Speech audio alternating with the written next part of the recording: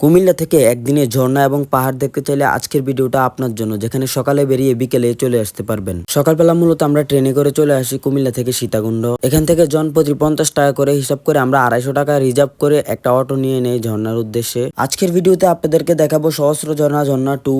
ছোট দারোগার হাট বাজারের মধ্য দিয়ে মূলত আমাদের যাত্রা শুরু। যাওয়ার পথে গ্রামীণ পরিবেশ, গ্রামীণ রাস্তা দিয়ে মূলত আমাদের যাত্রা। একটু সামনে গেলেই মূলত বৃষ্টির সাথে দেখা হয়। একটু বৃষ্টি হয়, একটু থামে, এমনিতেই চলতেছিল। গাড়ি থেকে নামলে এখানে একটা মাত্রই হোটেল আছে, যেখানে চাইলে আপনারা খাবার খেতে পারবেন এবং কি ব্যাগগুলো রাখতে পারবেন। আর এই ঝর্ণায় যেতে হলে আপনাকে হচ্ছে 80 টাকা দিয়ে টিকিট কেটে নিতে হবে, যেখানে প্রবেশ ফ্রি থাকে 20 টাকা এবং বোট ভাড়া থাকে 60 টাকা।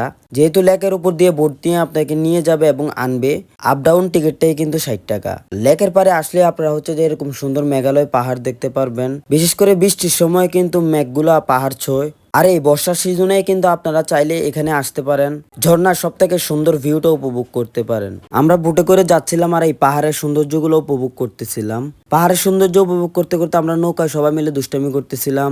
আপনারা যারা কুমিল্লা থেকে এই ঝর্ণায় ঘুরতে আসবেন, সর্বোচ্চ 500 টাকা হাতে নিয়ে কিন্তু বেরিয়ে পড়তে পারেন। আমরা যেহেতু ট্রেনে আসছি, আপনারা যদি চাইলে বাসেও আসতে পারেন। বাস ভাড়া নিবে হচ্ছে যে 200 টাকা করে। কথা বলতে চলে আসি ঝর্ণার পারে। যেহেতু সকালে বৃষ্টি ছিল, তাই ঝর্ণার পানি ছিল অনেকটাই বেশি। একটানা 4-5 দিন বৃষ্টি হলে কিন্তু এই ঝর্ণার পানি আরো দ্বিগুণ হয়ে যায়। আর আমরা ঘুরে সবচেয়ে বেশি ভালো লাগছে, ঝর্ণা দিয়ে হচ্ছে যে সম্পূর্ণ পরিষ্কার পানি আসতেছিল। সবাই হচ্ছে ঝর্ণায় ঘুরতে আসলে হচ্ছে যে পায়ে অ্যাংলেট পরে আসবেন, কারণ পানির নিচে পাথর থাকে, পাথরে পা কাটা যাওয়ার সম্ভাবনা থাকে। ভিডিও দেখে বুঝতে পারতেছেন বর্তমানে ঝর্ণার সৌন্দর্য কতটা বেশি।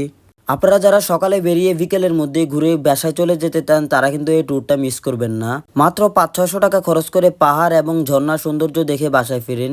যখনই বৃষ্টি হয় তখনই আপনি ঝর্ণায় চলে আসেন, এরকম সুন্দর ভিউকে উপভোগ করতে পারবেন। ঝর্ণায় ঘোরাঘুরি শেষ করে মূলত আবার লেকের পারে যাওয়ার পর এরকম মেঘালয় পাহাড় দেখে অনেক বেশি ভালো লাগতেছিল। সম্পূর্ণ পাহাড়টাই মেঘে ঢাকা ছিল। তো আজকে ছোট্ট ভিডিওটি এ পর্যন্তই। দেখা হবে নতুন কোনো সুন্দর ভিডিওতে। সে পর্যন্ত সবাই ভালো থাকবেন।